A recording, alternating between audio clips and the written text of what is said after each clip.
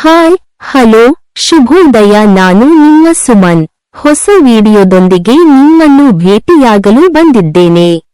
ಪತಿಯನ್ನು ಕಳೆದುಕೊಂಡಿದ್ದ ಶಾಂತಮ್ಮ ವರ್ಷ ತುಂಬುವುದರೊಳಗೆ ಮಗನಿಗೆ ಮದುವೆ ಮಾಡಬೇಕು ಎಂದು ಮನಸ್ಸು ಮಾಡುತ್ತಾಳೆ. ಪರಿಚಯ ಇರುವವರಿಗೆಲ್ಲ ಹೆಣ್ಣು ಹುಡುಕಲು ಹೇಳುತ್ತಾಳೆ ಸಂಬಂಧಿಕರಾರು.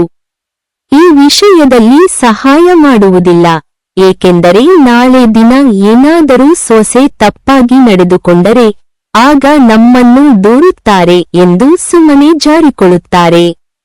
ಮಗನಿಗೆ ಮದುವೆಯಾಗುತ್ತೆ, ಸೊಸೆ ಮನೆಗೆ ಬರುತ್ತಾಳೆ, ಹೇಗೂ ಮಗನಿಗೆ ಮದುವೆಯಾಯಿತು, ಇನ್ನು ಮೊಮ್ಮಕ್ಕಳೊಂದಿಗೆ ಕಾಲ ಕಳೆಯಬಹುದು ಎಂದು ಯೋಚಿಸುತ್ತಾ ಇರ್ತಾಳೆ. ಮಗ ಒಂದು ದಿನ ಹೆಂಡತಿಯ ಹತ್ತಿರ ಹೇಳುತ್ತಾನೆ, ನನಗೆ ಬೆಂಗಳೂರಿನಲ್ಲಿ ಒಂದು ಕೆಲಸ ಸಿಕ್ಕಿದೆ, ಆದರೆ ನಮಗೆ 3 ಜನಕ್ಕೆ ಅಲ್ಲಿ ಹೋಗಿ ಇರಲು ಸಾಧ್ಯವಿಲ್ಲ, ಏಕೆಂದರೆ ನಾನು ಮಾಡಿರುವ ಬಾಡಿಗೆ ಮನೆ ತುಂಬಾ ಚಿಕ್ಕದು. ಇಲ್ಲಿ ಹಾಗೂ ಅಲ್ಲಿಯಲ್ಲಿ 2 ಕಡೆ ಬಾಡಿಗೆ ಕಟ್ಟಲು ನನ್ನಿಂದ ಸಾಧ್ಯವಿಲ್ಲ. ಅಮ್ಮನಿಗೆ ನಮ್ಮ ಜೊತೆ ಇರಲು ಇರುಸು ಮುರಿಸು ಆಗಬಹುದು. ಅವರ ವಯಸ್ಸಿನವರೇ ಇರುವಂತಹ ಜಾಗದಲ್ಲಿ, ಅಂದರೆ ವೃದ್ಧಾಶ್ರಮಕ್ಕೆ ಬಿಟ್ಟು ಬಂದರೆ ಹೇಗೆ ಎಂದು ಹೆಂಡತಿಯಲ್ಲಿ ಪ್ರಶ್ನಿಸುತ್ತಾನೆ. ಇದನ್ನು ಆಕಸ್ಮಿಕವಾಗಿ ಕೇಳಿದ ಆ ತಾಯಿಯ ಕಣ್ಣಿನಲ್ಲಿ ನೀರು ತುಂಬಿ ತನ್ನ ಮನಸ್ಸಿನಲ್ಲಿ ಅಂದುಕೊಳ್ಳುತ್ತಾಳೆ, ಇವಾಗಷ್ಟೇ ಮದುವೆ ಆಗಿದೆ, ಇನ್ನೂ 1 ವರ್ಷ ಕೂಡ ಆಗಿಲ್ಲ, ಅಷ್ಟರಲ್ಲಿ ನನ್ನ ಮಗನ ಮೇಲೆ ಸೊಸೆ ಎಂತಹ ಮೋಡಿಯನ್ನ ಮಾಡಿದ್ದಾಳೆ, ಅವಳಿಗಂತೂ ನನ್ನ ಮಗನೇ ಈ ರೀತಿ ಹೇಳಿರುವುದು ತುಂಬಾ ಖುಷಿಯಾಗಿರಬಹುದು, ದೇವರೇ ನನ್ನ ಗತಿ ಏನು ಎಂದು ಯೋಚಿಸುತ್ತಾಳೆ ತಾಯಿ.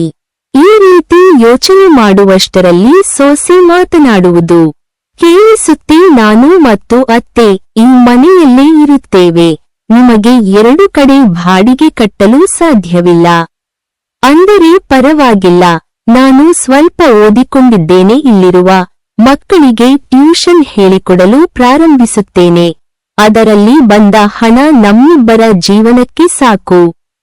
ನಮ್ಮ ಮದುವೆಗೆ ಮುಂಚೆ ನೀವೇ ಹೇಳಿದ್ರಿ, ಮದುವೆಯಾದ ಮೇಲೆ ನಮ್ಮಮ್ಮನನ್ನು ಚೆನ್ನಾಗಿ ನೋಡಿಕೊಳ್ಳಬೇಕು, ಅವಳು ಜೀವನದಲ್ಲಿ ತುಂಬಾ ನೊಂದಿದ್ದಾಳೆ, ಬಂಧು ಬಳಗ ಯಾರೂ ನಮಗೆ ಸಹಾಯ ಮಾಡಿಲ್ಲ, ಆದರೂ 4 ಮನೆಯ ಕೆಲಸ ಮಾಡಿ ನನ್ನನ್ನ ಸಾಕಿದ್ದಾಳೆ ಅಂತ ನೀವು ಒಮ್ಮೆ ಯೋಚನೆ ಮಾಡಿ.